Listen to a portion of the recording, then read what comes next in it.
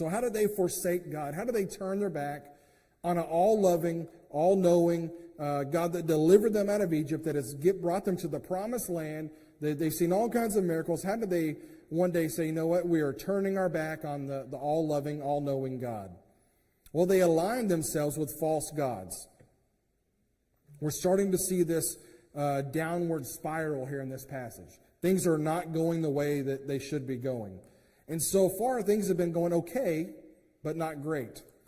They were in their promised land. For generations, their ancestors were slaves in Egypt. In our Sunday school class, we've been going through the book of Exodus. We see that 430 years they were slaves, and generation after generation they say, I know God has promised Abraham and Joseph that we're going to get out of here. We've got his bones. We're going to take him out of here, and maybe one day God's going to help us and save us and redeem us, and generation after generation would die off.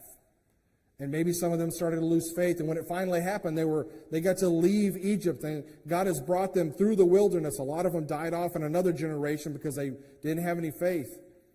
And they're finally here. And you think they would be so ecstatic and thankful for the Lord and what He's done. But what do? They get there. Remember last week we looked at the fact they didn't drive out the inhabitants of the land like God told them to. Instead, they started doing what they do.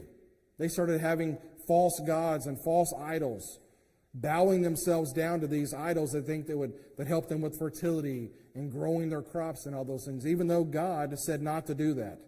And they knew better. They thought everything was going to be fine, that God would just be like, well, God brought us here. Maybe God can just let us worship these false gods a little bit.